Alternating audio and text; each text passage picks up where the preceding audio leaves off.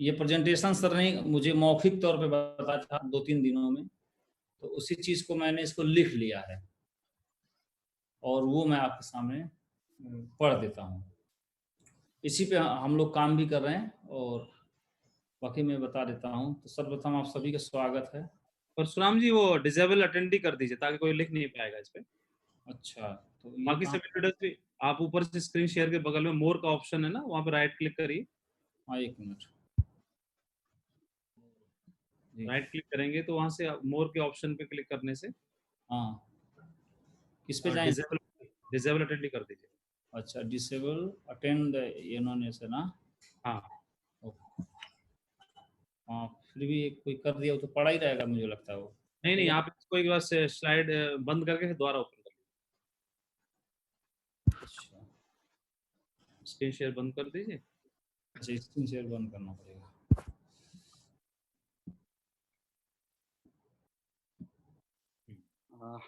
महागुरु जी Parshuram sir जी को मेरा सर्वस्पर्श महागुरु जी नमस्कार। जय हो आपकी, जय हो। जय अमित तस्वीर जय हो। सर्वस्पर्श महागुरु जी नमस्कार।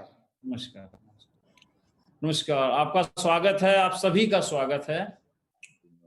और कुछ छोटी-छोटी बात करते हैं। बहुत टाइम तो मैंने ज़्यादा ले लिया, एक्चुअली हमको सर पहले बोले थे, मैं लेट हो गया आने में। इस बिज़नेस का देखिए एक सिलेबस है, जैसे हम पढ़ाई करते हैं, साइंस पढ़ते हैं तो उसका एक सिलेबस होता है, आर्ट पढ़ते हैं, हर जगह एक सिलेबस होता है। इस बिज़नेस में एक सिलेबस है, जो उसको पूरा कर लेता है, वो इस बिज़नेस में सफल हो जाता है। और हमें हर हाल में वो पूरा करना ही होगा सिलेबस, और हर लेवल पे करना होता है वो सिलेबस। उस सिलेबस को पूरा करना होता है। उस सिलेबस में क्या-क्या है?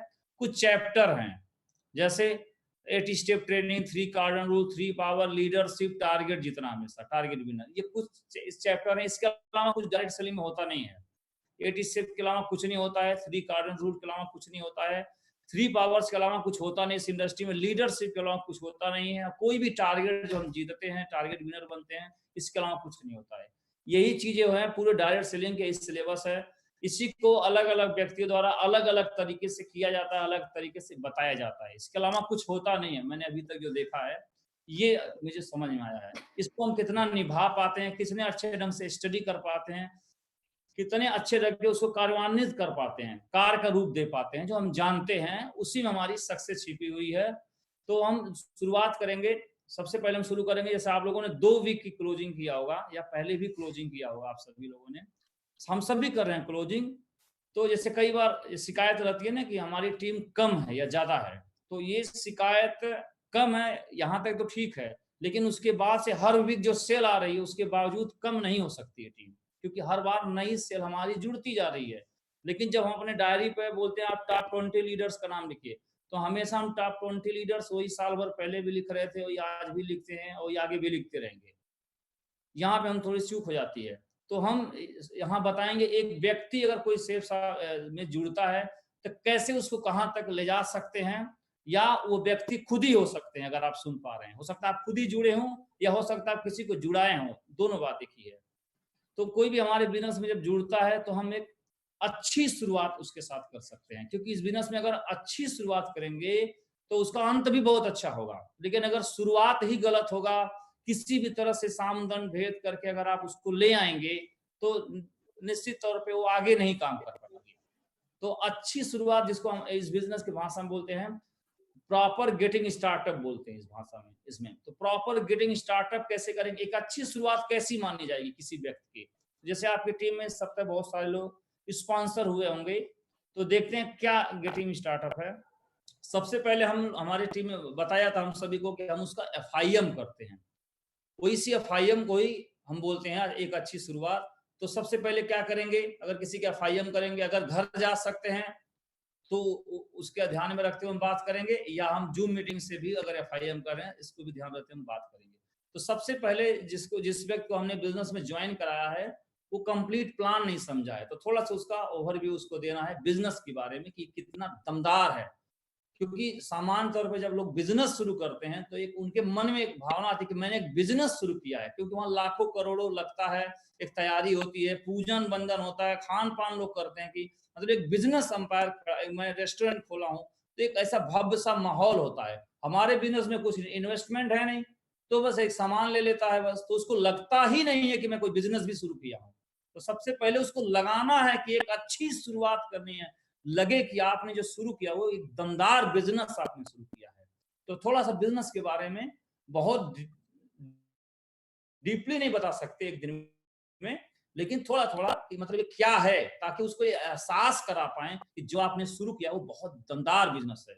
उसके बाद फिर थोड़ा सा प्रोडक्ट्स वगैरह अगर ले सकते हैं, जूम मीटिंग में तो दिखा सकते हैं, नहीं तो अगर जा सकते हैं तो 2-4 कुछ ब्यूटी प्रोडक्ट्स, कुछ किचन के प्रोडक्ट्स, एक 2-4 ले जाएं अच्छी क्वालिटी प्रोडक्ट्स, और उनको बताएं कि ये प्रोडक्ट्स की हमारी गुणवत्ता है, ये वर्ल्ड क्लास प्रोडक्ट्स हैं, इनको यूज करने से क्या बेनिफिट है, या आप कहाँ पहुंच सकते हैं। तो उस प्रोडक्ट्स के बारे में थोड़ा वहां पे डेमो दे सकते हैं, या लाइव उनको दिखा सकते हैं।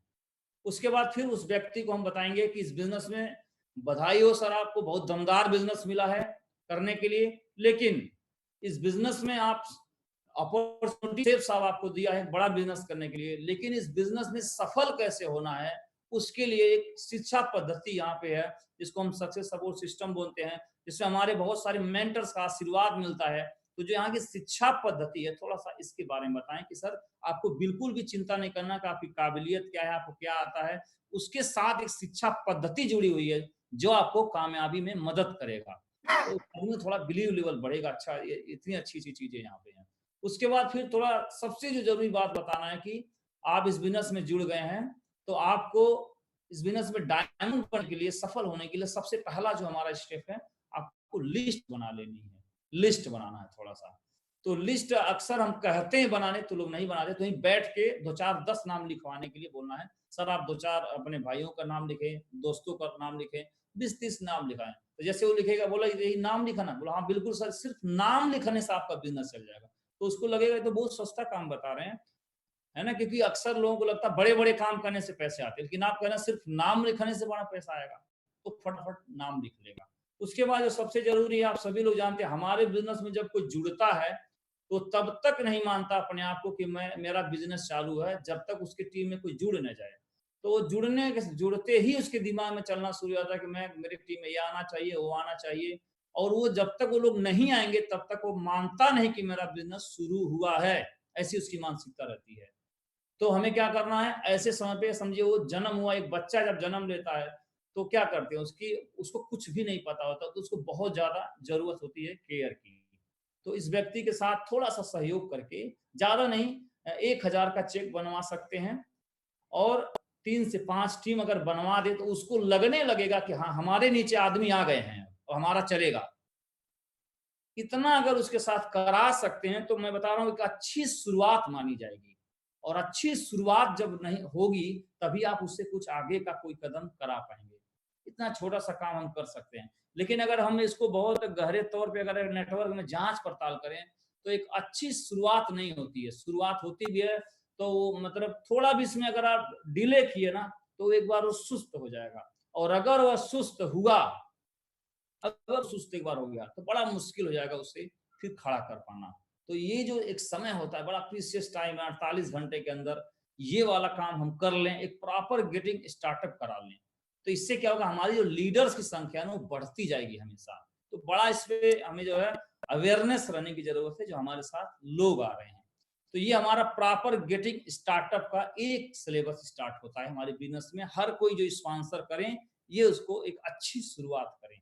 इसके बाद फिर क्या करेंगे, अच्छी शुरुआत के बाद हम तुरंत अब उसको बनाना है कोर। अब उसको बनाना है, हमको कोर बनाना है। कोर तुरंत बना देना है। कोर क्या है, आप लोग खूब लंबा ट्रेनिंग देते हो, कोर की परिभाषा देते होंगे, लेकिन मैं आपको एक संक्षिप्त परिभाषा देता हूं। कोर माने जैसे दूध को अगर आप जला देंगे तो उसमें से बहुत कम मात्रा में खोआ या घी निकलेगा, कुछ है वो है आपका कोर है। पूरा दूध कोर नहीं है, उसको जलाएंगे तो जो घी निकलेगा या खोआ निकलेगा उसको हम बोल सकते हैं कोर है। तो जब आपकी टीम में स्पॉन्सरिंग करते हैं तो हर सप्ताह सैकड़ों लोग, 50 लोग, 60 लोग, 100 लोग जुड़ते चले जाते हैं। तो ये जो लोग जुड़ रहे हैं, ये जो लोग हैं, इसको हम बोलेंगे क्राउड। तो हम लोग क्राउड बनाने के बिजनेस में नहीं है, हम लोग टीम बनाने के बिजनेस में है। और क्राउड में और टीम में जमीन आसमान का अंतर होता है। क्राउड क्या है? सिनेमा हॉल में जाइए, खूब ढेर सारे लोग होंगे, जहां जनता खूब दिखाई दे उसको क्राउड बोलते हैं, भीड़ बोलते हैं। और जनता में कोई डिसिप्लिन नहीं है, कोई लक्ष्य नहीं है, कोई अपने मर्जी का, कोई आ रहा है, कोई जा रहा है। तो हमारे बिजनेस में जो अलग अलग जगहों से लोग आते हैं, तो वो जो इकट्ठा हो रहे हैं वो सिर्फ क्राउड अभी है। इस क्राउड को गलती में आप यह न कहें कि मेरी टीम 40 की हो गई है, आपकी टीम 100 की हो गई है। वो क्राउड है, वो टीम नहीं है। टीम क्या होती है? टीम एक अनुशासन में होती है, एक लक्ष्य के लिए काम करती है, एक निर्देशन में काम करती है, वो टीम है। तो क्राउड से हमें टीम के में लेके आना है। तो क्राउड से हम ले आते हैं, कोर बनाते हैं, और कोर का जो संख्या बढ़ती जाती है, उसी कोर की संख्या को हम बोलते हैं हमारी टीम है। क्योंकि टीम एक अनुशासन में होती है, टीम में ताकत होती है, भीड़ में कोई ताकत नहीं होती है। तो हम टीम इसे कहेंगे। तो कोर जो होगा, वो कोर से ही आपकी टीम की संख्या बढ़ेगी। तो गलतफहमी में बेमतलब ग्रुप साइज को हम ये नहीं कहें कि मेरी इतनी की टीम है, वो भीड़ है, उसमें सब काबिल नहीं है। और आपको अगर कोई डबल डायमंड पे ले जाएगा, कोई आपका लेग स्ट्रॉन्ग करेगा, आपको टाइम फ्रीडम देगा, या कोई भी दमदार लीडर आपको मिलेगा, तो ये कोर ही आपको बिजनेस देगा, भीड़ नहीं देगी बिजनेस। तो वो उसी प्रॉपर गेटिंग स्टार्टअप से हम कोर की तरफ ले आते हैं।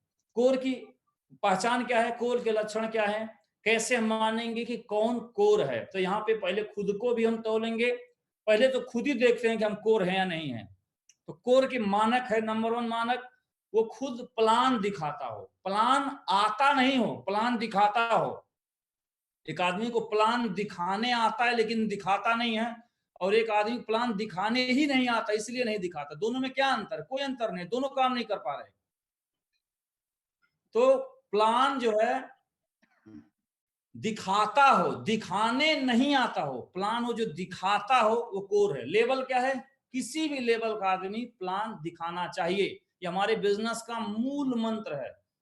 अक्सर क्या होता है, टोपाज, एमराल्ड, रूबी के बाद से ये हम छोड़ना शुरू करते हैं, और वहीं से हम कमजोर होना शुरू हो जाते हैं।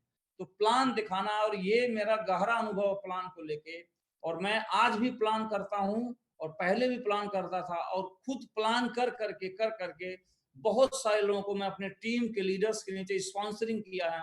और वो जिनके नीचे मैंने स्पॉन्सरिंग किया, वो व्यक्ति भी आज मरकरी लेवल तक पहुंच रहे हैं। जिनको स्पॉन्सरिंग किया वो खुद डबल डायमंड, ट्रिपल डायमंड बन रहे हैं। तो अगर मैं सोचता हूं, अगर मैं उन लोगों को प्लान नहीं दिखाता, वो जो टीम बनी थी उसी भरोसे रहता, तो मैं तो बहुत पीछे आज होता। तो खुद प्लान दिखाना है। तो ये होगा कोर का लक्षण। दूसरी बात जो है, 100 बिजनेस वॉल्यूम, जो मिनिमम मैं बताया हूं, मैक्सिमम चाहे जितना आप ले सकते हैं। सुबह अगर मैं बैठूंगा टाई कोट लगा के, तो शाम तक अगर 100 बिजनेस वॉल्यूम सेल्फ प्लान करके नहीं निकाला, तो मैं कोर नहीं हो सकता। अगर मैं 50 जीबी, 60 जीबी, 70 जीबी निकाल रहा हूं, तो मैं कमजोर हूं। मुझे इसको 100 मिनिमम पे लेके आना है। ध्यान दीजिए, कोई फौजी बने तो बोले सर मैं सिर्फ दौड़ नहीं पाता, बाकी सब कर लेता हूं। वहां अगर फौजी बनना है तो सारे मानक पे खड़ा उतरना पड़ता है। कोर बनना है तो 100 बीबी लाना है तो लाना है। अब आपको थोड़ा सर्च करना चाहिए, क्या कोई है जो 100 बीबी ला रहा है? ढेरों की तादाद में लोग मिलेंगे जो डेली 100 बीबी नहीं, 200, 250, 300, 500 बीबी डेली ला रहे हैं। और अगर हम 100 बिजनेस वॉल्यूम पर डे नहीं ला रहे हैं, तो इसका मतलब हम कोर नहीं है। मैंने देखा एक चीज कि 100 बिजनेस वॉल्यूम कौन ला रहा है? जो एक दिन में 20 से 30 लोगों को टीम का या खुद का मिला के अगर प्लान फॉलो 10 से 15 प्लान फॉलो अगर डेली वो कर लेता है, तो डेली मिनिमम 100 बिजनेस वॉल्यूम लेके आ जाएगा। 100 बिजनेस वॉल्यूम, तो जो डेली 100 बिजनेस वॉल्यूम वो कोर है। दूसरी बात, महीने में अपने आईडी से 100 बिजनेस वॉल्यूम का कंज्यूम हो, रिटेलिंग हो। दूसरा पॉइंट, 100 बीबी तो हम फर्स्ट परचेज करें, एक महीने के अंदर हमारी जो आईडी है SSS जो भी है डॉट उस आईडी से हर महीना हम 100 बीबी प्रोडक्ट कंज्यूम भी करें, जो अपने घर यूज करें, प्रोडक्ट यूज करें, और उसको रिटेल करें। तो 100 बीबी कैसे खर्चा हो सकता है? जैसे कुछ प्रोडक्ट्स ले आएंगे, कुछ यूज करेंगे, लेकिन हर महीना आप लेंगे 100 बीबी, तो हो सकता है घर में यूज ही ना हो, तो फिर क्या करेंगे? तो जितना नेचुरल तौर पे यूज है, कोई जबरदस्ती नहीं है, जो नेचुरल वे में यूज हो उसको यूज करें। जो प्रोडक्ट्स कुछ बचे उसको हम रिटेल करें। हमारे फूफा हैं, वो कहीं और से क्यों साबुन से नहाएंगे? हमारे रिश्तेदार हैं तो हम उनको दे सकते हैं। हमारे मौसी हम उनको दे सकते हैं, कोई पड़ोसी है उसको दे सकते हैं। तो जो प्रोडक्ट बचेगा उसको हम रिटेल करेंगे। तो रिटेल करने से क्या होगा, एक तो कुछ मार्जिन मनी मिलेगा, दूसरा जब आप 100 बीवी हर महीना आप खुद करेंगे तो आपकी टीम अगर 500 की है तो पूरी 500 100 बीवी करेगी। उदाहरण के लिए कोई जो प्रॉपर गेटिंग स्टार्टअप किया है वो अभी से 100 बीवी करना शुरू करेगा, तो वो जब 50 की टीम बनाएगा तो 50 यही डुप्लीकेशन कर लेंगे। फिर वो जब 100 की टीम बनाएगा 100 कर लेंगे, और 500 करेगा तो 500 कर लेंगे, और जिस दिन 2000 की टीम बनाए तो पूरी 2000 यही करेगी। उदाहरण के ये आदमी जब डायमंड बनेगा तो सोचिए इसकी आमदनी कितनी होगी, इसका टर्नओवर कितना होगा, इसका पे आउट कितना होगा, इसको इसका टारगेट कैसे होगा। बहुत इजीली टारगेट जीत लेगा ये। 4 लाख रुपए कैपिंग तक पहुंचेगा, 4 लाख से कम नहीं कमाएगा ये। तो ये हमें हैबिट्स में डालना है। डेली 100 बीवी फर्स्ट परचेज, मिनिमम क्राइटेरिया अपने सेल्फ है, लीडर आपका कोई भी लेवल हो सकता है, और हर महीने 100 बीवी कंजम्पशन आपको करना है। तीसरा जो है, जो हर मीटिंग्स में आता हो, कोई भी मीटिंग कॉल की जाए छोटा बड़ा तुरंत उसको अटेंड करता हो।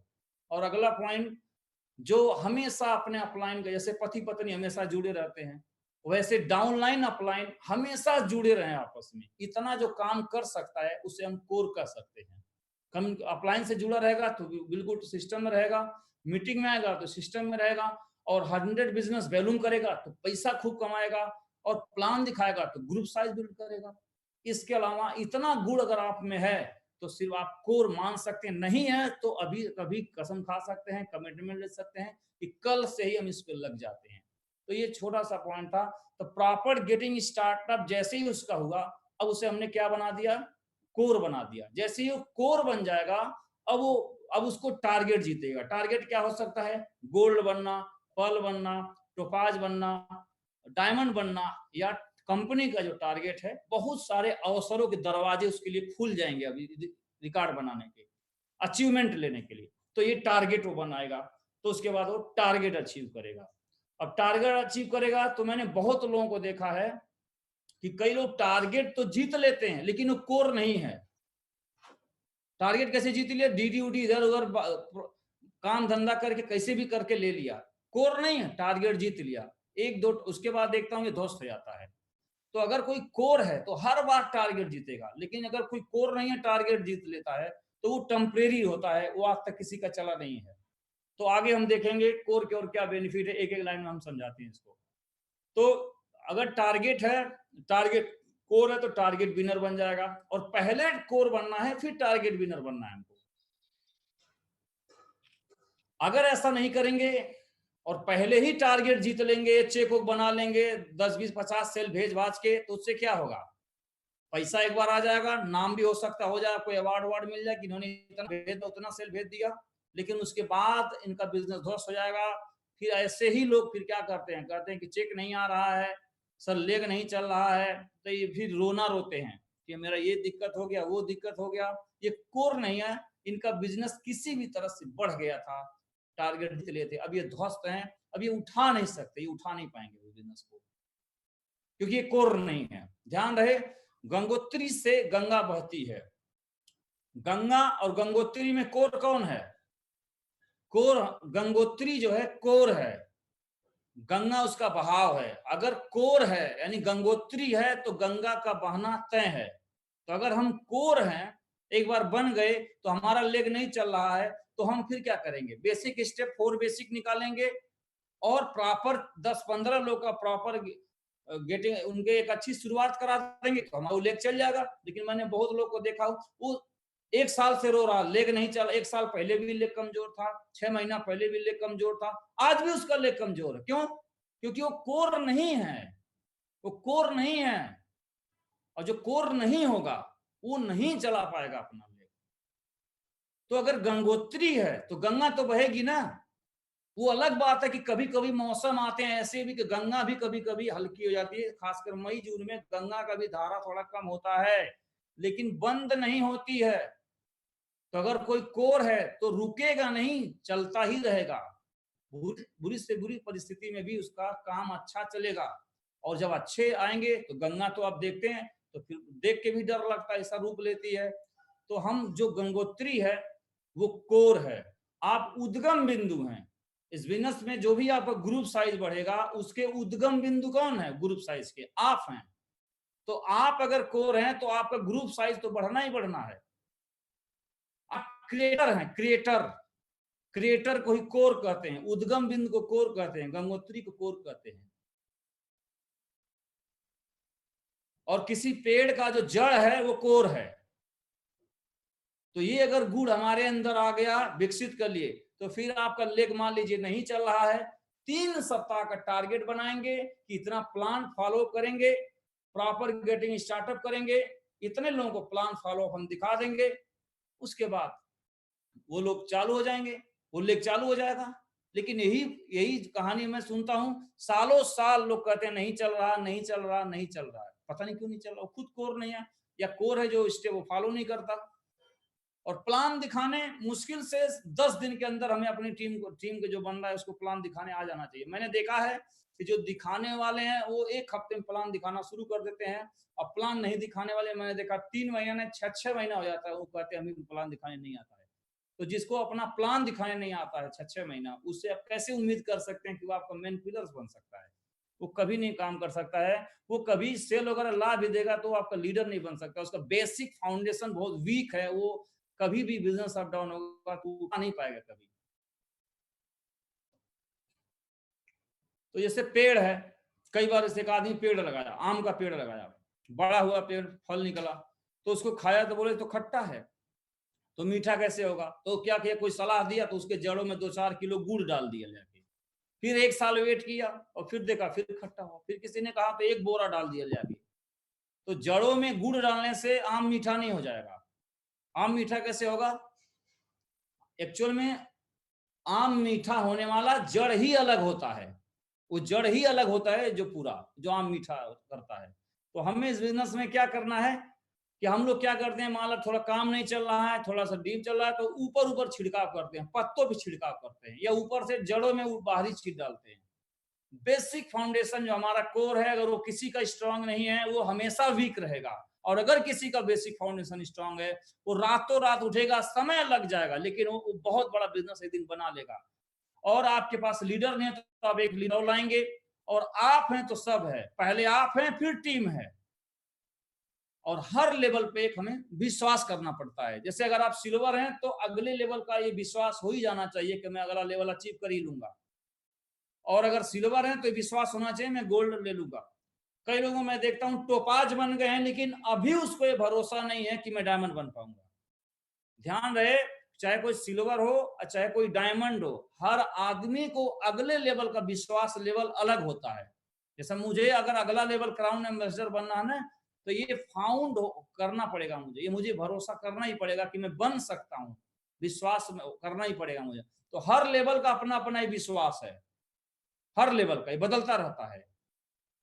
तो मैं, और विश्वास क्या चीज है? विश्वास का मतलब क्या कि मैं ऐसे झूठ में कमिटमेंट करे हम कर ले जाएंगे। मैं ऐसे मुट्ठी बांधने की विश्वास की बात नहीं कर रहा कि ऐसे ही सिर्फ उत्साह में मैं बोल रहा हूं मैं कर जाऊंगा।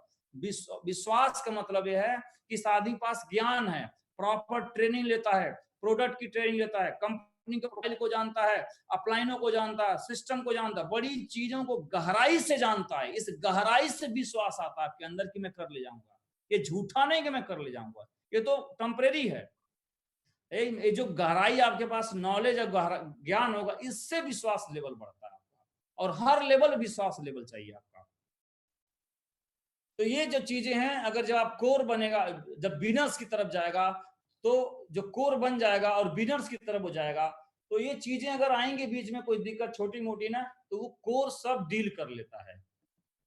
अब उसके बाद आगे काम करेंगे तो एक फिर चैलेंज एक आ सकता है, थोड़ा सा नजरिया इधर उधर हो जाता है। इससे अभी आदमी जो इतना कोर बन गया है, काम करेगा डेफिनेटली तो लेवल तो अचीव कर ही लेगा। तो कहीं ना कहीं वो डायमंड और एमरल्ड भी हो सकता है, रूबी हो सकता है, डायमंड भी बन सकता है। लेकिन ऐसे समय फिर थोड़ा सा उसका दिमाग खराब हो सकता है, वो फिर नजरिया डिस्टर्ब हो सकता है, फिर वो मतलब नजरिए में थोड़ा प्रॉब्लम हो सकती है। जब अपलाइन या डाउनलाइन से जब भाषा, ऐसी भाषा बोलना शुरू करे, सर कोई काम नहीं हो रहा, सर वो सुन नहीं रहा है, ऐसा नहीं हो रहा, वैसा नहीं हो रहा, चेक नहीं बन, जब कोई ऐसी भाषा बोलना शुरू करे, तत्काल समझ जाइए अभी इसका नजरिया खराब हो चुका है।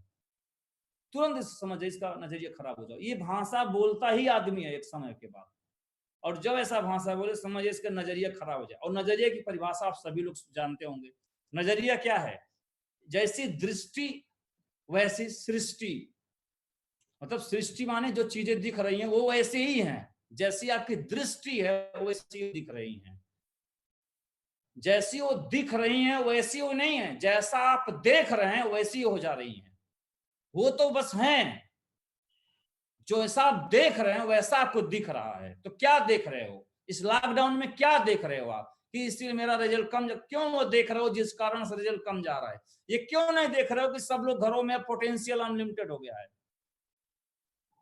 तो ये दृष्टि, ये नजरिया जब थोड़ा नजरिए का इलाज क्या है? नजरिए का सिर्फ इलाज है कि आप नॉलेज को अपना बढ़ाइए, आपका मेच्योरिटी बढ़ेगा, समझदारी बढ़ेगा, तो ये नजरिया भी आपका ठीक हो जाएगा। उसके बाद फिर जब लीडर थोड़ा और बड़ा होगा, टोपाज एमरल्ड रूबी के ही आसपास होगा, तो फिर एक भ्रम पैदा होता है। वो भ्रम होता है काम ना करना।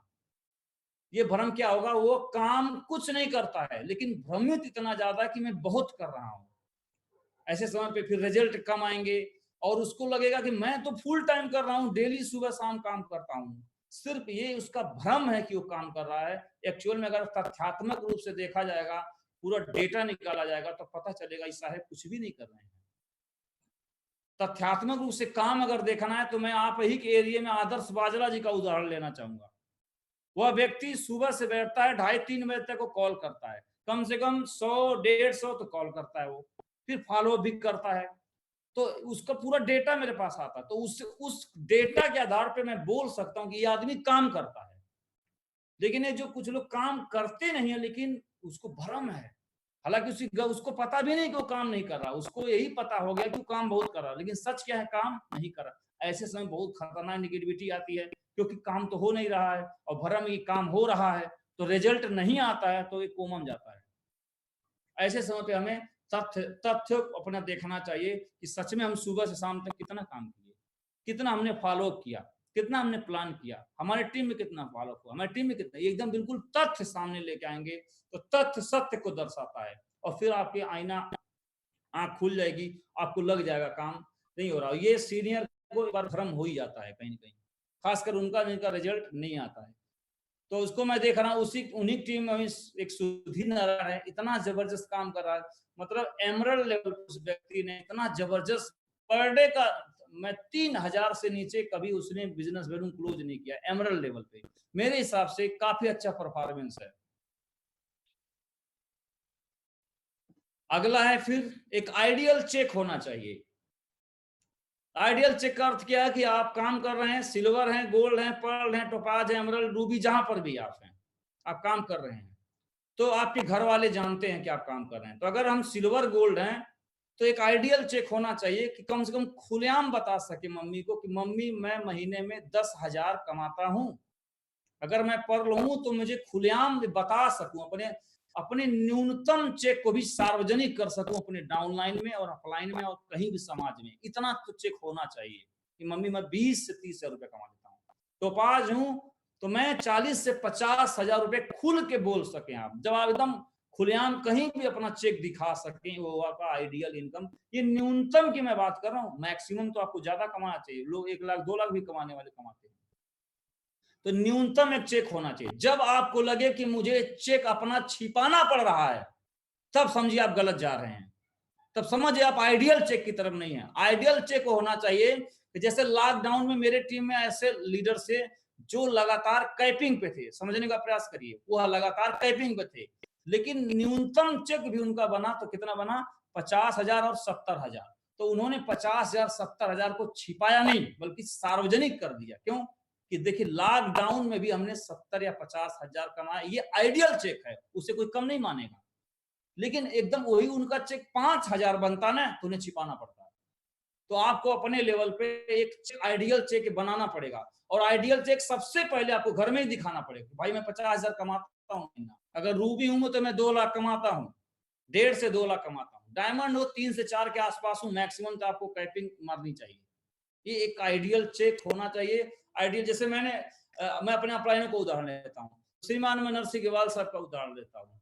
आइडियल चेक का मतलब होता है कि अपने लेवल को मेंटेन करना। तो वो सबके महागुरु हैं, कंपनी के पैनल में बैठे हैं, क्राउन एम्बेसडर के भी अपलाइन है, तो सभी लोग क्या उम्मीद लगाएंगे उनसे कि इनका तो चेक कैपिंग आना ही चाहिए। तो जो एक लेवल की गरिमा है, उस गरिमा को बरकरार करने के लिए वो रात दिन एक कर दिए और करके उन्होंने 4 लाख का अपना चेक शो किए। किस लिए?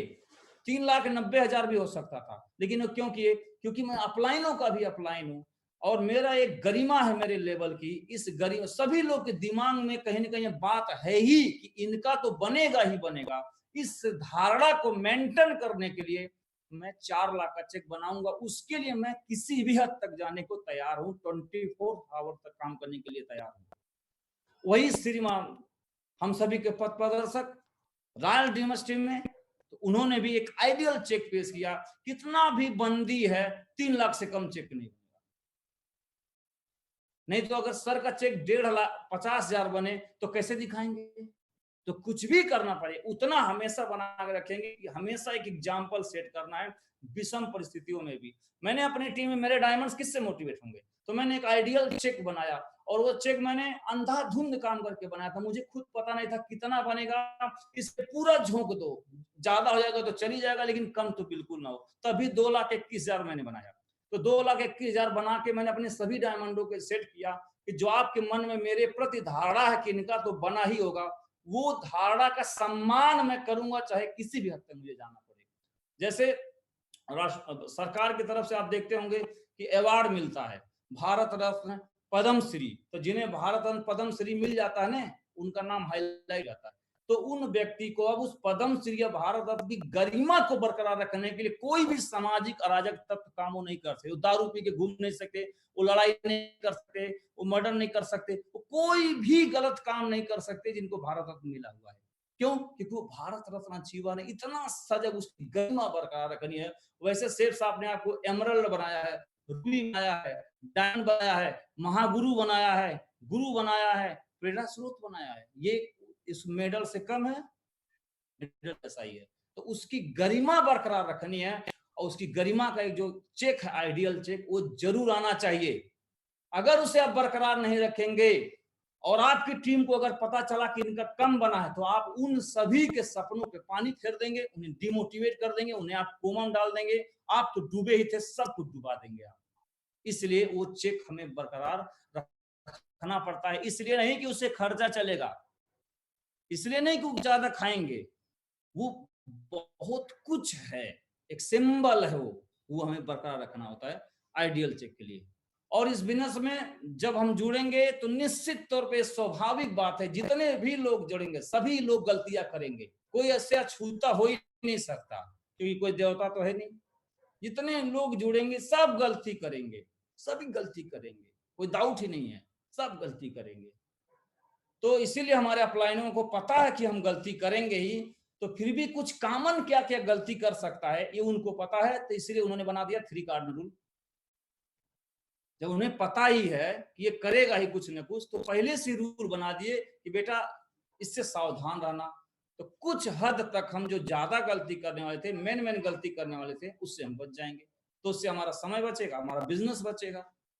तो उसमें कोई काम करे तो अपलाइन से पूछ के करें, ये बताया गया। इसमें क्रॉस लाइनिंग वगैरह न करें, अकाउंटेबिलिटी वगैरह ठीक रखें। तो ये कुछ चीजें पहले ही बताई कि आदमी गलती कर सकता है, संभावना है। तो ये कुछ चीजें थी जो मैंने आपके सामने रखा। अभी मैं अपनी बात को खत्म करता हूँ। धन्यवाद। अब मैं सर को बोलता हूँ, सर को माइक को हैंड ओवर करता हूँ। धन्यवाद। Thank you, sir. Thank you.